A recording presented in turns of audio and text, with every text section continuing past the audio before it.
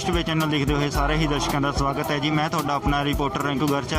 असी अज कुहाड़ा चौंक के खड़े हैं जिथे किसान एकता यूनियन वालों जोड़ा कि अजे रोड जाम किया होया है। सो जोड़ा कि एक हाथरस की घटना भी लैके और जोड़े कानून काले बिलों भी लैके जोड़ा कि इन्होंने किसानों वालों मजदूर एकता वालों जोड़ा कि अजे रोस प्रदर्शन किया होया है और नारेबाजी ला के जोड़ा कि रोड जाम किया होया है। सो आओ असी गलबात करते हैं इन्हों नाल। समाप्ति कर देनी है। बुलारे वो नहीं पूरा उम्मीद दिया खास करके रजू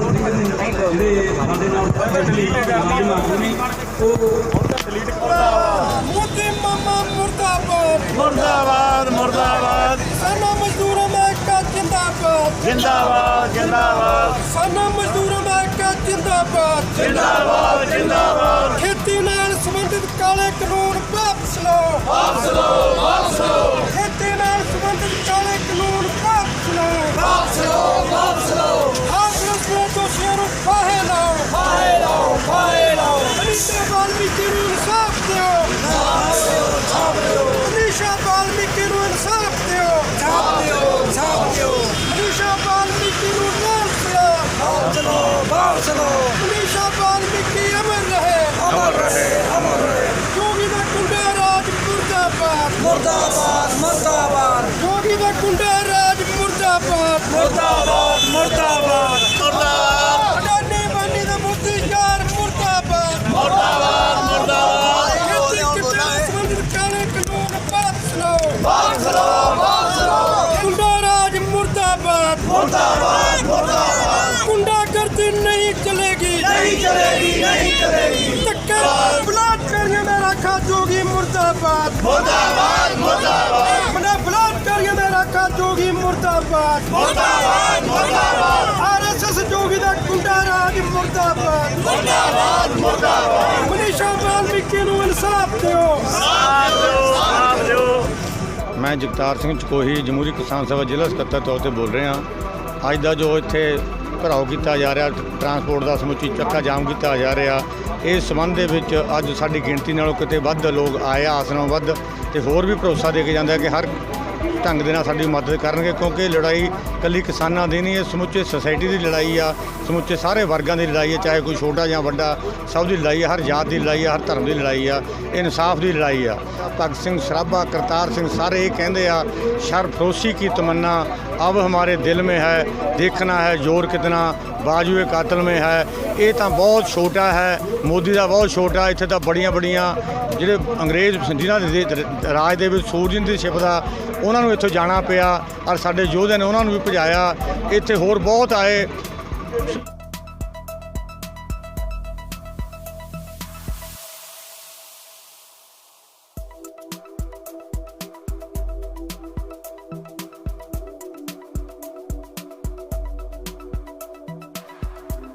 गुंडागर्दी नहीं चलेगी नहीं चलेगी नहीं चलेगी मोदी तेरी गुंडागर्दी नहीं चलेगी नहीं चलेगी नहीं चलेगी गुंडागर्दी चक देंगे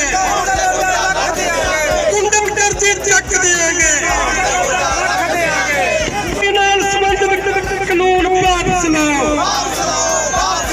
खेती नाल संबंधित काले कानून वापस लो अबानी अडानी मुर्दाबाद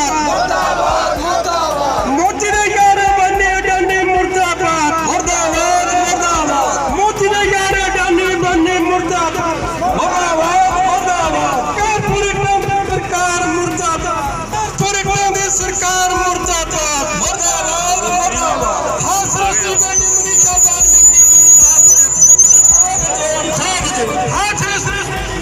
वाल्मीकि को इंसाफ दो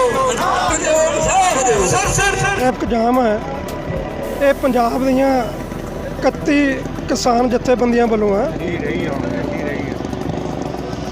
जो खेती ਨਾਲ ਸੰਬੰਧਿਤ ਕਾਨੂੰਨ ਮੋਦੀ ਸਰਕਾਰ ਨੇ ਬਿਨਾਂ ਰਾਜ ਸਭਾ ਵਿੱਚ ਚਰਚਾ ਕੀਤਿਆਂ ਧੱਕੇ ਨਾਲ ਪਾਸ ਕਰਾਏ ਨੇ, ਜਿਨ੍ਹਾਂ ਦੇ ਨਾਲ ਕਿਸਾਨੀ ਦਾ ਕਿੱਤਾ ਦਾ ਤਬਾਹ ਹੋਣਾ ਹੀ ਹੋਣਾ। ਜਿਹੜੀ ਸਮੁੱਚੀ ਲਕਾਈ ਹੈ ਉਸ ਨੇ ਵੀ ਬਚਣਾ ਨਹੀਂ ਕਿਉਂਕਿ ਕਾਨੂੰਨ ਹੀ ਇਸ ਤਰ੍ਹਾਂ ਦਾ ਕਿ ਸਾਡੇ ਖੇਤੀ ਸੈਕਟਰ ਉੱਤੇ ਟੋਟਲ ਕਾਰਪੋਰੇਟ ਘਰਾਣਿਆਂ ਦਾ ਕਬਜ਼ਾ ਹੋ ਜਾਣਾ।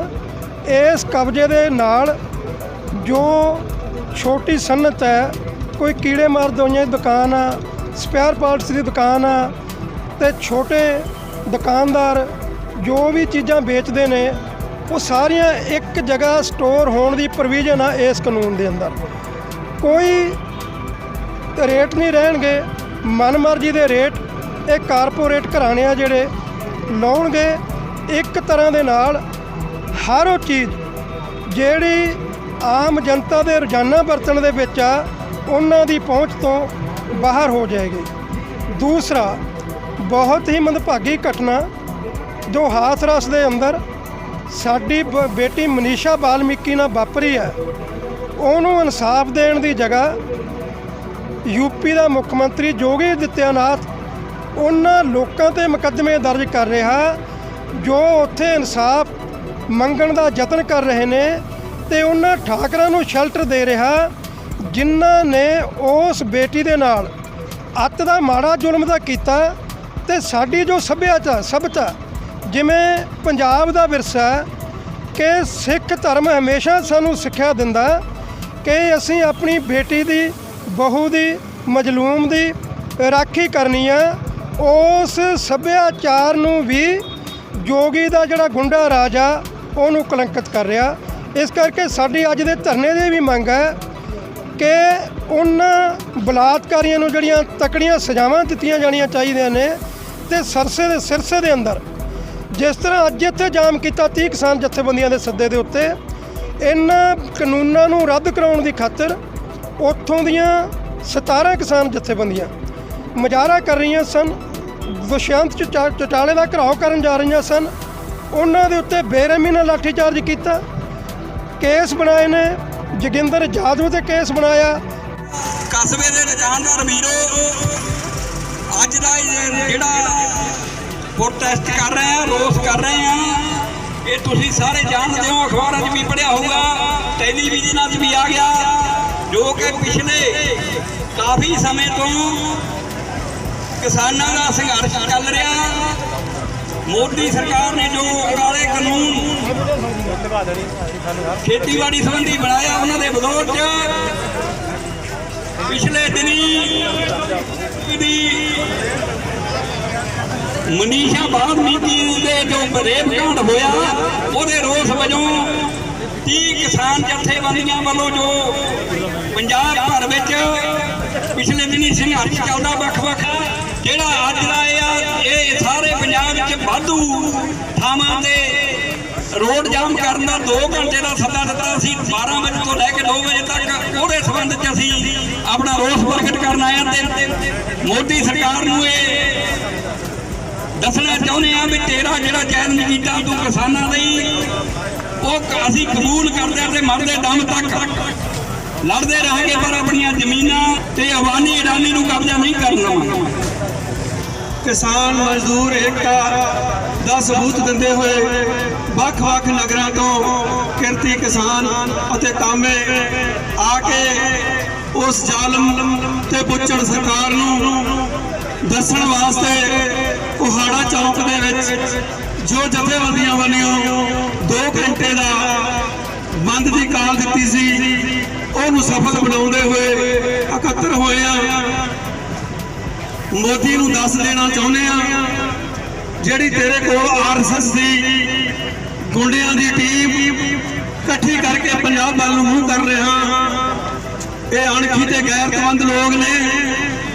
ਮੈਂ ਮੋਦੀ ਨੂੰ ਦੱਸ ਦੇਣਾ ਚਾਹੁੰਦਾ ਜਦ ਖੈਬਰ ਦਰੇ ਤੋਂ ਬਾਹਰਲੇ ਧਾੜਵੀ ਤੇਰੇ ਹਿੰਦੁਸਤਾਨ ਦੀਆਂ ਪਤਾ 20-20 ਹਜ਼ਾਰ ਤੇ ਸਾਈਨ ਕਰਾ ਕੇ 5-5 7-7 ਹਜ਼ਾਰ ਰੁਪਇਆ ਦਿੰਦੇ ਨੇ ਲੇਬਰ ਨੂੰ, ਉਹੀ ਇਹ ਸਾਡੇ ਨਾਲ ਕਰਨ ਜਾ ਰਿਹਾ ਹੈ।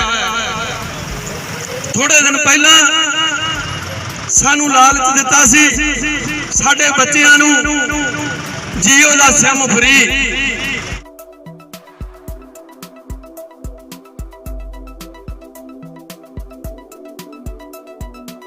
ਸਾਨੂੰ ਪਹਿਲਾਂ ਵੀ ਸ਼ੱਕ ਸੀ ਵੀ ਗਦਾਰੀ ਕਰੂਗਾ ਕਿਉਂਕਿ ਉਹ ਪਹਿਲਾਂ ਤੋਂ ਹੀ ਉਹ ਬਾਦਲਾਂ ਦਾ ਚਮਚਾ ਰਿਹਾ ਆ। ਉਹਨੇ ਬੜੀਆਂ ਮੌਜਾਂ ਮਾਣੀਆਂ, ਬੜਾ ਪੈਸਾ ਇਕੱਠਾ ਕੀਤਾ, ਉਹਨੇ ਬੇਹਿਸਾਬ ਸਾਡੇ ਪੈਸਾ ਇਕੱਠਾ ਕਰਕੇ ਉਹ ਸਦਾ ਹੀ ਪਾਵਰ ਦਾ ਭੁੱਖਾ ਰਹਿੰਦਾ ਆ।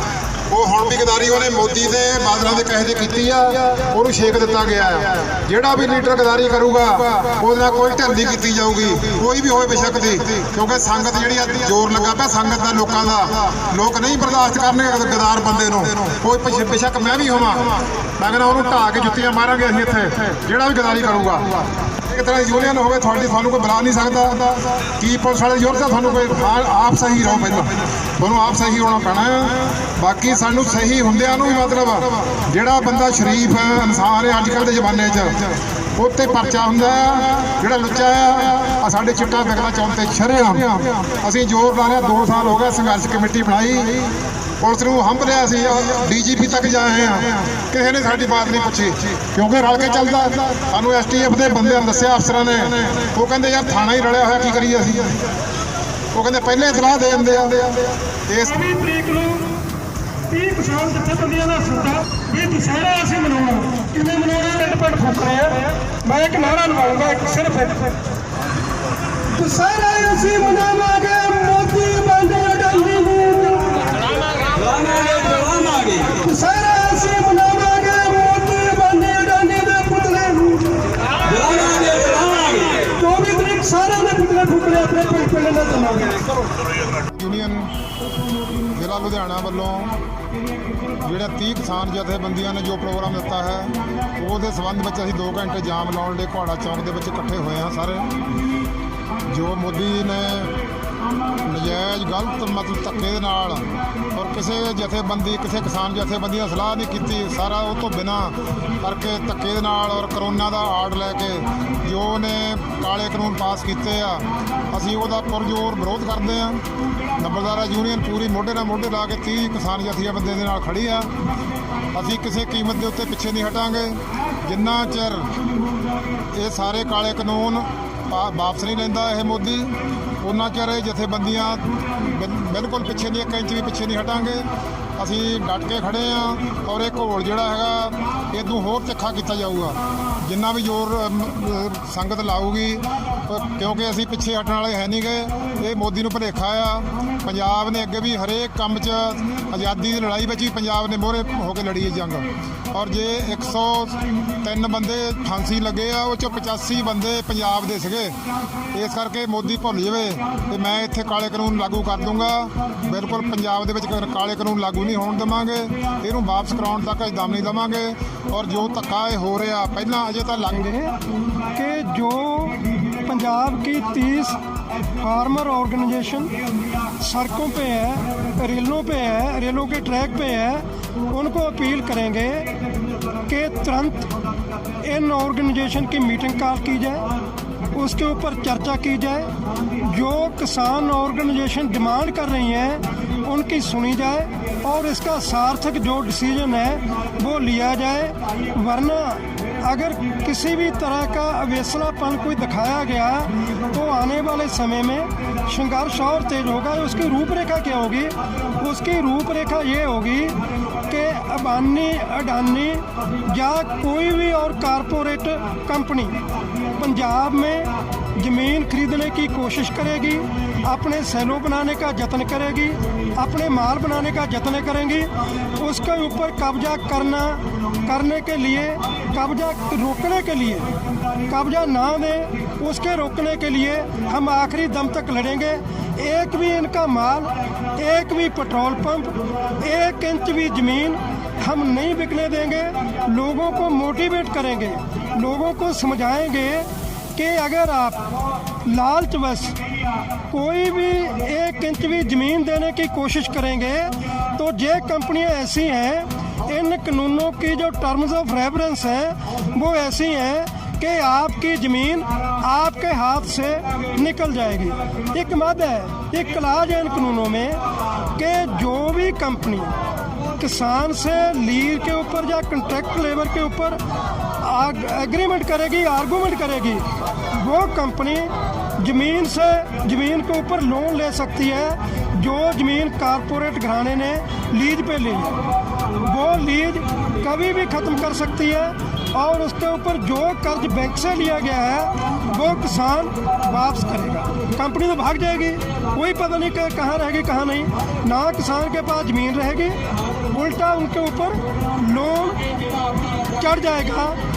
मोदी जी ने कानून बना दिया, लेकिन आपको जानकारी होनी चाहिए, कुल वर्ल्ड की जानकारी, विश्व में जितने भी कानून बनते हैं वो लोगों की सेवा के लिए बनते हैं, ना कि लोगों के ऊपर जुर्म ढाने के लिए, उनको लूटने के लिए बनते हैं। हम इसलिए इस कानून के खिलाफ हैं, ये लोगों के लिए हितकर नहीं है और ना ही होगा, क्योंकि इसका जो हम खमियाजा है, जो इसके हालात हैं, 2006 से MSP बिहार में ख़त्म है। हम देख चुके हैं वहाँ गांव में कोई सड़क नहीं है, है जी, ना वहाँ मंडी बोर्ड है, ना मार्केट कमेटी है। लोग फिर दोबारा जो है ना बैलगाड़ियों की बजाय गड्ढों के ऊपर से कर रहे हैं, इसीलिए ये कानून को हम घातक